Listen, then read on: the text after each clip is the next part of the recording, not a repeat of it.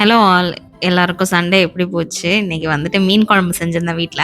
ஒகேனக்கல் ஸ்டைல்ல செஞ்சிருந்தேன். இங்க இந்த சைடு வீட்லலாம் அப்படி செய்ய மாட்டாங்க. பட் இது வந்து டேஸ்ட்டா இருக்கும். ஸோ அந்த ரெசிபி வந்து உங்களுக்கு நான் ஷேர் பண்ணியிருக்கேன். ஃபர்ஸ்ட் அதுக்கு வந்துட்டு தாளிக்கணும். அ நான் நல்லெண்ணெய் சேர்த்துருக்கேன். நல்லெண்ணெயில வந்துட்டு மிளகு, சீரகம் வந்துட்டு ஈக்குவலா 1 ஸ்பூன் அது இடிச்சு சேர்த்துக்கோங்க.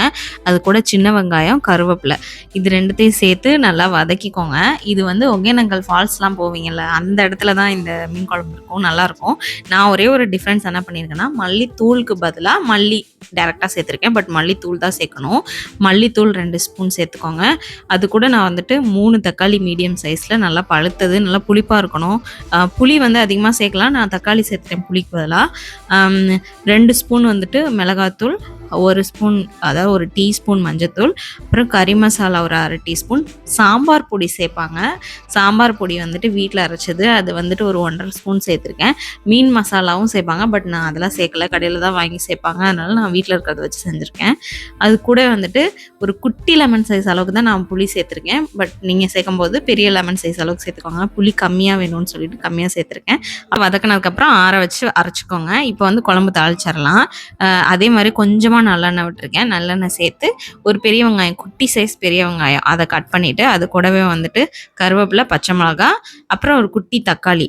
தக்காளி வந்து நான் ஏன் அதிகமாக சேர்த்துட்டேன்னா, புளி கம்மியாக சேர்த்ததுனால தக்காளி அதிகமாக சேர்த்துட்டேன்.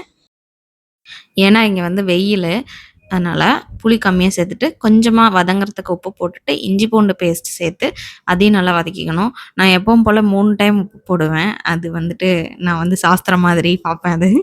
அதனால கொஞ்சமாக ஒரு அந்த வதங்குறதுக்கு அளவாக ஒரு உப்பு, அப்புறம் வந்துட்டு அரைச்ச விழுதெல்லாம் சேர்த்துட்டு எவ்வளோ தண்ணி வேணுமோ அவ்வளோ தண்ணி சேர்த்துக்கணும். உங்களுக்கு எவ்வளோ குழம்பு வேணுமோ அந்த அளவுக்கு சேர்த்துக்கோங்க. சேர்த்து நல்லா மிக்ஸ் பண்ணி விட்டுட்டு ஒரு கொதி வந்த உடனேமே ஃபுல்லாக வச்சு கொதி வந்தோடனே மூடி வச்சு இந்த மாதிரி கொதிக்க விட்டால் ஓரளவுக்கு நல்லா கொதிச்சு சைட்லலாம் பார்த்தீங்கன்னா எண்ணெய் வந்துடும். அந்த சமயத்தில் குழம்பு கொஞ்சமாக ஆனதுக்கப்புறமா உப்பு தேவையான அளவுக்கு மீனுக்கு எல்லாத்துக்கும் சேர்த்து உப்பு போட்டுக்கோங்க. நான் 3 டைம்ஸ் போடுவேன். அதனால் உப்பு போட்டுட்டு சிம்மில் வச்சு மூடி வச்சுருந்தா மறுபடியும் எடுத்துட்டு மீன் போட்டு நல்லா ஒரு 5 மினிட்ஸ் மட்டும் கொதிக்க வச்சு எடுத்தா மீன் குழம்பு ரெடி ஆயிடுச்சு. அவ்வளோதான். இதில் ஒரு மாங்காய் போட்டிங்கன்னா இன்னும் டேஸ்ட்டாக இருக்கும். ட்ரை பண்ணி பாருங்கள். இன்னொரு வீடியோவில் பார்க்கலாம். தேங்க்யூ.